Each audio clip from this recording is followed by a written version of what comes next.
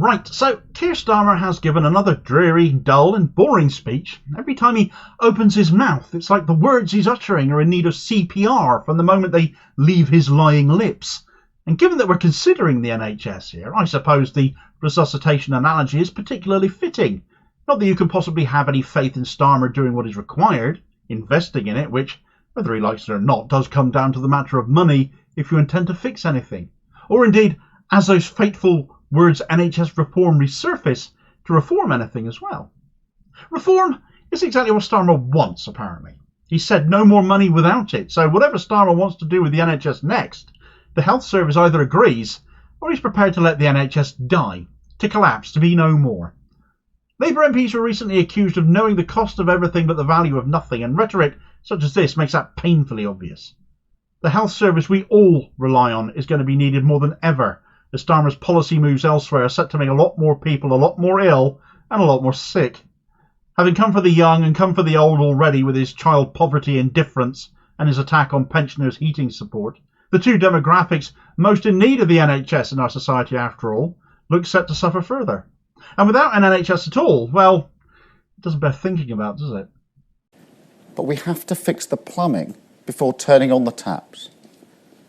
So hear me when I say this. No more money without reform.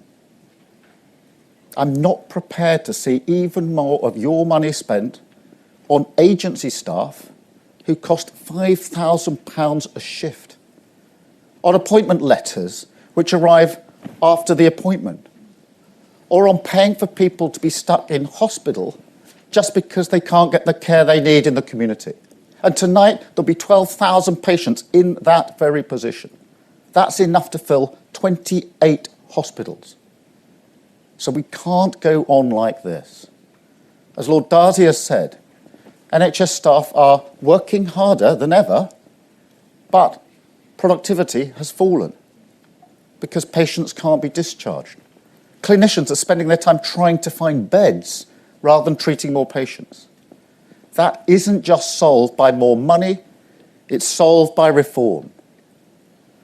And third, reform does not mean trying to fix everything from Whitehall. It really doesn't. When Lord Darcy says there are vital signs of the NHS and they're strong, he's talking about the talents and passions of our NHS workforce. That's what he's talking about. The breadth and depth of clinical talent, the extraordinary compassion and care of our NHS staff. If we're going to build an NHS that's fit for the future, then I tell you, we're going to do it with our NHS staff and with our patients too. We're going to change it together. Right, so the NHS must reform or die. Such are the words of Keir Starmer in another speech so dull and tedious, watching paint dry is akin to watching the World Cup final. The NHS is in a bad way. That's of no surprise to any of us. It's not news. It's hardly a news flash.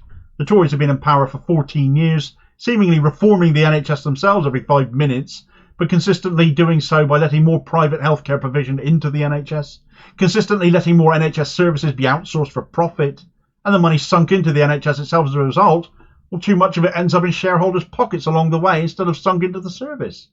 Every time the Tories say record-breaking amounts of cash are going into the NHS, they never mention how much of that ends up going into the pockets of the already rich along the way, especially when the service gets worse despite more money apparently going in. That then allows them to turn around and say, oh dear, the NHS isn't fit for purpose in the 21st century, we'd better do away with it. Let's face it, we know so many people would love to see it replaced with an insurance-based system, from the Tories to Nigel Farage. But with Starmer saying reform or die, he's pretty much saying it too. What's his basis for this thought then, Damo? Well, it comes from a report commissioned by Lord Ara Darcy, a crossbench member of the House of Lords and former surgeon, formerly Labour as well. His report spelling out much of the problems in the NHS, much of which you can probably hazard a guess at by this point, but he certainly isn't advocating Starmer's reform or die rhetoric. Here's an excerpt of the Independent's coverage of Darcy's report, identifying key findings that came out yesterday. In his report, Lord Darcy described a disastrous 2012 shake-up by Conservative Health Secretary Andrew Lansley as a calamity without international precedent. In the last 15 years, he continued, the NHS was hit by 3 shocks: austerity and starvation of investment, confusion caused by top-down reorganisation, and then the pandemic, which came with resilience at an all-time low. 2 out of 3 of those shocks were choices made in Westminster. Lord Darcy said Britain cannot afford not to have the NHS, so it is imperative that we turn the situation around, adding that the health service is in critical condition, but its vital signs are strong. Other key findings from the report include the following. Comparisons of cancer survival rates reveal that Britain is substantially worse than its European neighbours, as well as the USA, Australia and Canada. The NHS has made no progress whatsoever on improving early cancer diagnosis for nearly 10 years. The programme to build 40 new hospitals would not have been needed if investment in healthcare had matched that of other nations since 2001. In almost all NHS services, access to care has declined and long wait for care have become normalised. Children are being let down by services and are waiting too long for mental health treatment and physical health care. Despite there being enough dentists in Britain, not enough want to do NHS work. Too much cash has been allocated to hospitals instead of community care services. Patients are struggling to see their GP despite doctors seeing more patients than ever. So Darcy hasn't just pointed the finger of blame here at the Tories, though certainly has laid into them, especially the disastrous Lansley reforms that saw so much of the outsourcing to private healthcare providers in recent years accelerate, but identifies the problems with funding and NHS provision going back to 2001.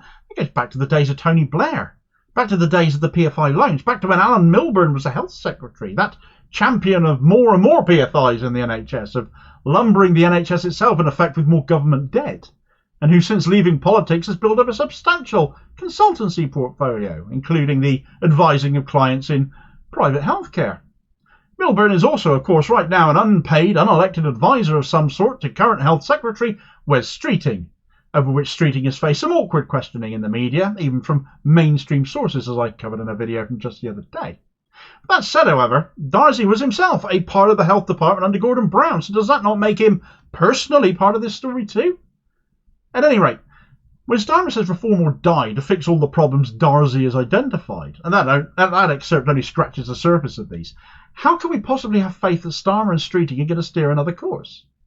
NHS advocacy group Every Doctor UK has, for example, looked through the register of members' interest for Labour MPs in government over the last year, the most relevant ones since this is the party of government and we're talking just those with ministerial roles here, and has discovered a staggering £500,000 in donations from private healthcare interests, and naturally this includes Starmer and Streeting themselves.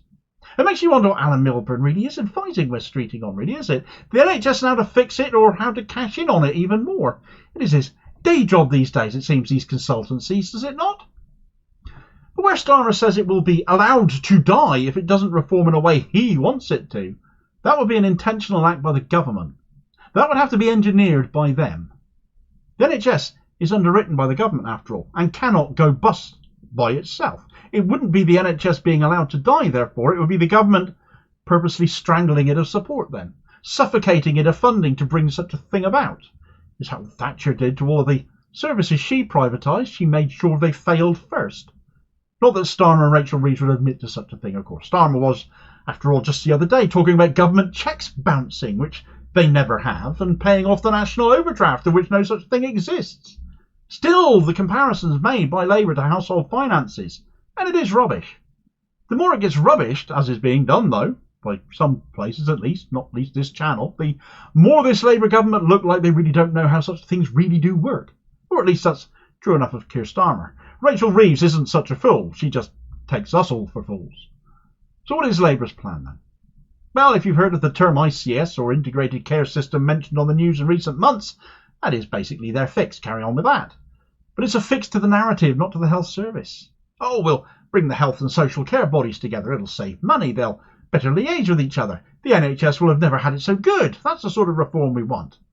Well, this is a lie too. ICSs are designed to make money for cuts, closures and privatisation.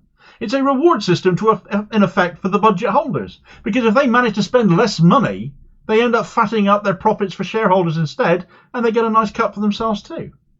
In effect, it shrinks the NHS as far as care provision goes by maximising time after time the amount of profit that can be sucked out of the system. It no longer becomes a health service, just a redistribution system of public money into private pockets.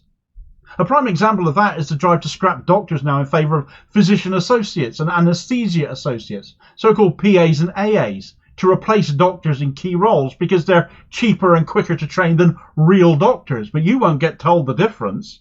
They are a symptom of this privatisation infection that's pervading our NHS, and Labour, in hook to private health interests as those donations tell us they are, will carry this on. If we're to avoid the decline of our NHS becoming terminal, we need to stop voting for people who won't reverse this, won't restore it to the fully renationalised and redistributed health service brought in by Nye Bevan. And Labour under Starmer and Streeting sure as hell aren't going to do that. They want more profits, and if they can't get it, then apparently they'll happily ensure the NHS does die. But make no mistake, they will have engineered its destruction if that ever ends up happening. For more on Streeting's scandal involving Alan Milburn, which he still won't apologise for or rectify, and more on why Alan Milburn being involved in our NHS again is unforgivable, check out this video recommendation here as your recommended next watch. He does need to tell us what Milburn is exactly doing. And I'll hopefully catch you on the next vid. Cheers, folks.